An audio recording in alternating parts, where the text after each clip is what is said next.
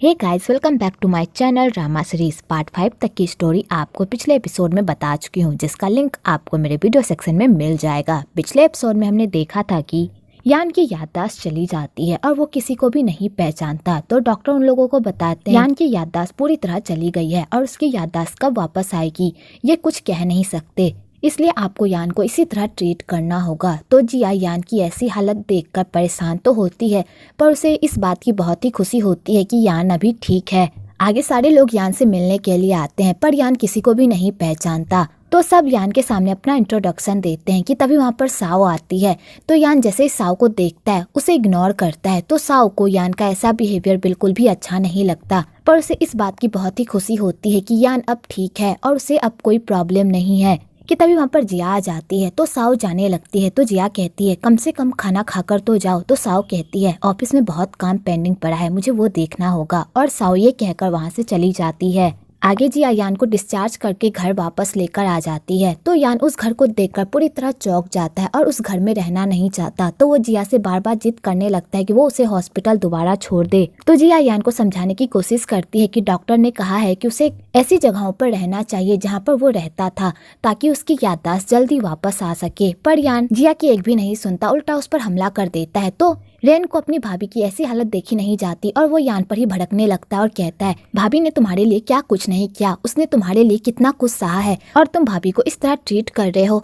तो यान रेन की बातों को सुनकर डर जाता है कि तभी बीच में जिया आ जाती है और रेन को कहती है प्लीज यान पर मत चिल्लाओ, उसे कुछ भी याद नहीं है इसलिए वो इस तरह बिहेव कर रहा है, वैसे मुझे कुछ भी नहीं हुआ, तुम शांत हो जाओ। तो रेन शांत हो जाता है। आगे यान उन लोगों को देखकर पूरी तरह डर जाता है और रूम में जाकर खुद को बंद कर लेता है। तो जिया फिर भी हार नहीं मानती और वो यान के दिल में अपनी जगह बनाने की कोशिश करती है और उससे धीरे धीरे दोस्ती करती है। तो यान भी जिया के साथ धीरे धीरे घुल मिलने लगता है। आगे जिया यान को वो हर जगह लेकर जाती है जहाँ पर यान की यादें जुड़ी होती है, पर यान को कुछ भी याद नहीं आता। तो जिया कहती है मायूस मत हो, आज न कल तुम्हें सब याद आ जाएगा और तुम ठीक हो जाओगे। तो यान जिया के अंदर इतना कॉन्फिडेंस देखकर और उसे हमेशा हंसते खेलते देखकर बहुत ही खुश होता है और उसके साथ ज्यादा टाइम स्पेंड करता है। आगे जिया यान को कहती है क्या तुम अपने ऑफिस जाना चाहोगे। तो यान कहता है हाँ मैं जाना चाहूंगा। आगे यान ऑफिस जाता है कि तभी वहाँ पर ढेर सारे रिपोर्टर्स आ जाते हैं और यान से बहुत सारे सवाल पूछने लगते हैं कि आखिरकार वो इतने दिन तक कहाँ था और वो ऑफिस क्यों नहीं आ रहा था। तो जिया उन सारे रिपोर्टर्स को रोकने की कोशिश करती है पर वो नहीं रोक पाती, उल्टा वो नीचे गिर जाती है। कि तभी वहाँ पर जैन आ जाता है और वो जिया की हेल्प करता है और जैन यान और जिया को वहाँ से लेकर चला जाता है। आगे जैन जिया पर बहुत ही गुस्सा करता है कि अभी यान की तबीयत ठीक नहीं है और जबकि उसे पता है कि इतने सारे रिपोर्टर्स यान के पीछे पड़े हैं तो वो यान को ऑफिस क्यों लेकर आई। तो जिया कहती है मुझे माफ कर दो, लेकिन यान का बहुत मन था ऑफिस देखने का, इसलिए मैं उसे यहाँ पर लेकर आई। तो जैन कहता है तुम्हें भी पता है कि यान को कुछ भी याद नहीं है, अगर ये बात पूरे न्यूज चैनल को पता चल गई तो तुम्हें पता है इसका कितना बुरा असर पड़ेगा ऑफिस पर, क्या तुम में इतनी सी भी अकल नहीं है। और जैन जिया को डांटने लगता है। तो यान कहता है मेरी वाइफ को डांटना बंद करो, उसकी कोई गलती नहीं है। और यान पहली बार जिया के लिए स्टैंड लेता है। तो जिया ये सब देखकर बहुत ही खुश होती है। तो जैन जिया से माफी भी मांगता है। आगे जिया यान को उसका पूरा ऑफिस दिखाती है। तो जैन जिया को कहता है मुझे तुमसे कुछ बात करनी है और जैन जिया को लेकर चला जाता है। आगे जैन जिया को बताता है कि ऑफिस में बहुत सारी प्रॉब्लम चल रही है और सारे शेयर होल्डर्स यान को चेयरमैन की पोस्ट से हटाने की प्लानिंग कर रहे हैं। अगर यान ने कोई भी स्टैंड नहीं लिया तो सब उसे चेयरमैन की पोस्ट से हटा देंगे। तो जिया ये सब सुनकर शॉक्ड हो जाती है और जैन को कहती है प्लीज कुछ करो, यान ने बहुत ही मेहनत से ये ऑफिस खड़ा किया है, अगर इस ऑफिस को कुछ हो गया तो वो बर्दाश्त नहीं कर पाएगा। तो जैन कहता है मेरे पास एक आइडिया है, तुम यान की जगह ले लो, जब तक यान ठीक नहीं हो जाता तब तक तुम यान की जगह ले लो और उसके बदले सारे शेयर होल्डर्स को संभालो। अगर तुम यान की जगह ले लोगी तो सारे शेयर होल्डर्स को कोई प्रॉब्लम नहीं होगी और इस तरह यान का ऑफिस भी बच जाएगा। तो जिया जैसे ये सब सुनती है उसके तो तोते ही उड़ जाते हैं और वो कहती है मैं ये सब नहीं कर पाऊंगी, मैं एक हाउस वाइफ हूँ, मुझे ऑफिस के काम नहीं आते, मैं ये सब नहीं कर पाऊंगी, मुझसे ये सब नहीं होगा, तुम किसी और को हायर कर लो। तो जैन कहता है ये काम तो तुम्हें ही करना होगा, अब फैसला तुम्हारे हाथ में है, या तुम अपने पति की पूरी मेहनत बर्बाद करना चाहती हो या उसे आबाद करना चाहती हो। और तुम टेंशन मत लो, मैं तुम्हें ऑफिस का सारा काम सिखा दूंगा। तो बेचारी जिया करना तो नहीं चाहती, पर जैन उसे पूरी तरह कन्विंस कर लेता है।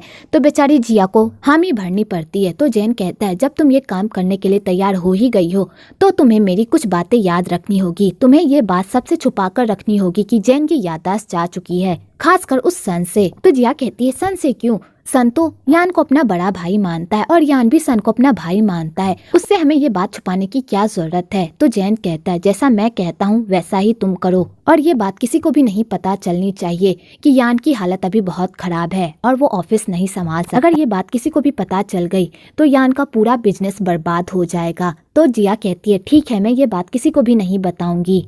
तो जैन कहता है और दूसरी बात, तुम्हें ऑफिस का सारा काम सीखना होगा। ये लो कुछ फाइल, इसमें जो कुछ भी लिखा है उसे अच्छे से याद कर लेना। 2 दिन बाद बोर्ड मीटिंग है और तुम्हें पूरे कॉन्फिडेंस के साथ इस बोर्ड मीटिंग को अटेंड करना है ताकि किसी को भी कोई शक न हो कि यान की हालत खराब है, समझी?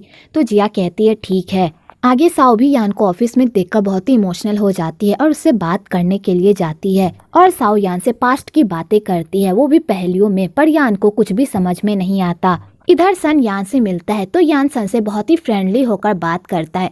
तो सन को ये सब बहुत ही अजीब लगता है, पर उसे ये बात पता नहीं चलती कि यान की याददाश्त जा चुकी है कि तभी वहाँ पर जैन और जिया आ जाते हैं और सन को यान के बारे में कुछ भी पता नहीं चलता और जिया यान को वहाँ से लेकर चली जाती है। आगे जिया यान को मई मई के स्टोर लेकर जाती है। तो मई मई जिया को कहती है तुम्हें इस मौके का फायदा उठाना चाहिए।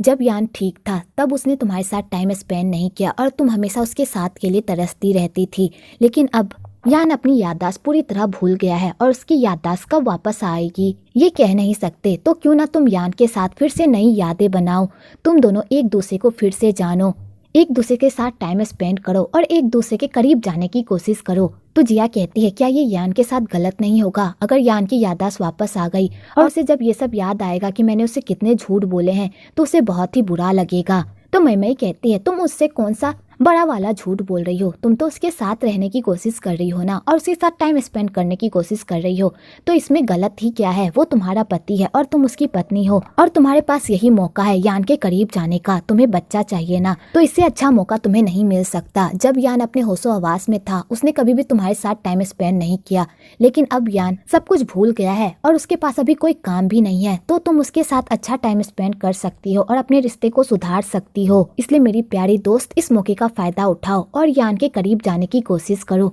तो जिया मई मई की बातें सुनकर स्माइल करती है। इधर मई मई का हस्बैंड यान को एक अच्छे पति होने के टिप्स बताता है कि वो अपनी वाइफ को कैसे खुश रख सकता है और वो कैसे अपनी शादीशुदा जिंदगी को आराम से जी सकता है। आगे जिया मई मई के कहने अनुसार वो यान के साथ बहुत ही अच्छा टाइम स्पेंड करती है और उसके साथ पहली बार डेट पर जाती है, क्योंकि जब यान अपने होशो हवास में था तो उसने कभी भी जिया के साथ वैसा टाइम स्पेंड नहीं किया जैसा एक कपल एक दूसरे के साथ करते हैं, और ना ही यान ने कभी भी जिया को डेट पर लेकर गया था। तो जिया इसी मौके का फायदा उठाती है और यान के साथ एक अच्छा डेट स्पेंड करती है और वो दोनों साथ में खूब मौज मस्ती करते हैं और यान जिया के साथ टाइम स्पेंड करके बहुत ही खुश होता है और वो दोनों धीरे धीरे एक दूसरे के करीब आने लगते हैं। आगे जिया और यान भीगते हुए घर जाते हैं तो साओ जैसे ही उन दोनों को एक दूसरे के करीब देखती है बेचारी तो जल के भून जाती है और उन लोगों से पूछती है कि वो लोग इतनी मस्ती करके कहाँ से आए हैं। तो वो दोनों साओ को बताते हैं कि वो दोनों डेट पर गए थे और उसके आगे जो भी हुआ वो उनका एक सीक्रेट है।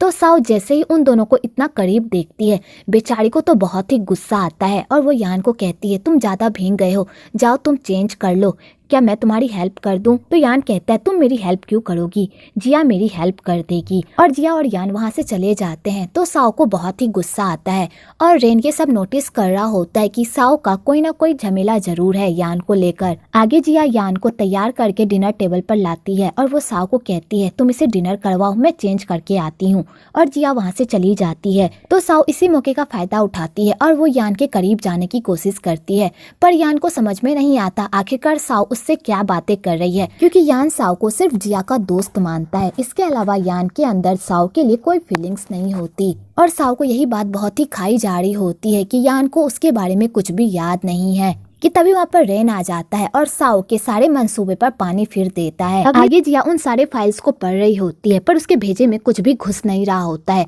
तो बेचारी बहुत ही परेशान होती है कि तभी वहाँ पर यान आ जाता है। तो जिया कहती है तुम यहाँ पर क्या कर रहे हो, क्या तुम रेन के पास नहीं सो रहे? तो यान कहता है क्या मैं यहाँ पर सो जाऊँ, क्योंकि रेन मुझे अपने साथ सोने नहीं दे रहा, क्योंकि वो मुझसे गुस्सा है ना। तो जिया ये सुनकर बहुत ही खुश हो जाती है और वो कहती है ये रूम तुम्हारा है और मैं तुम्हें अपने पास सोने के लिए इसलिए नहीं कह रही थी क्योंकि मुझे लगा कि अगर तुम मेरे पास सोओगे तो तुम अनकंफर्टेबल महसूस करोगे, इसलिए मैं तुम्हें रेन के पास सोने के लिए दे रही थी। अगर तुम यहाँ सोना चाहते हो तो सो सकते हो। तो यान ये सब सुनकर खुश हो जाता है और वहाँ पर सोने के लिए चला जाता है। आगे जिया ऑफिस के कामों में बहुत ही बिजी हो जाती है और बेचारा यान बोर हो रहा होता है, तो वो जिया से बात करने के नए नए बहाने ढूंढता है। तो जिया ये सब देखकर बहुत ही खुश होती है और उसे पास्ट की बातें याद आती है। जब यान काम में बिजी रहा करता था तो जिया भी बात करने के नए नए बहाने ढूंढती थी, पर यान उसे कभी भी टाइम नहीं देता था। तो जिया इस मौके का फायदा उठाती है और अपना सारा काम धंधा छोड़कर यान के साथ टाइम स्पेंड करती है और दोनों एक साथ बहुत ही हंसी मजाक करते हैं। इधर साओ उन दोनों की सारी बातें सुन रही होती है तो उसे बहुत ही जलन हो रही होती है कि तभी वहाँ पर रेन आ जाता है और साओ को देख लेता है। तो वो साओ को कहता है तुम मेरे भैया भाभी के रूम के बाहर क्या कर रही हो, क्या तुम्हारे अंदर इतनी भी समझ नहीं है कि कपल्स के बाहर ताका झाकी नहीं करते? और रेन उल्टा उसे ही सुनाकर वहाँ से चला जाता है। तो साओ को बहुत ही गुस्सा आता है और साओ गुस्से से अपनी और यान की फोटो जिया और यान के वेडिंग फोटो पर चिपका देती है, क्योंकि साओ को लगता है कि ये हक उसका है ना कि जिया का। अगली सुबह जिया ऑफिस जा रही होती है तो वो रेन को कहती है क्या तुम आज अपने भाई का ख्याल रख लोगे, क्योंकि आज मुझे ऑफिस में काम है। तो रेन कहता है मुझे भी बाहर जाना है इसलिए मैं ये काम नहीं कर पाऊंगा। तभी वहाँ पर साओ आ जाती है और इस मौके का फायदा उठाती है और कहती है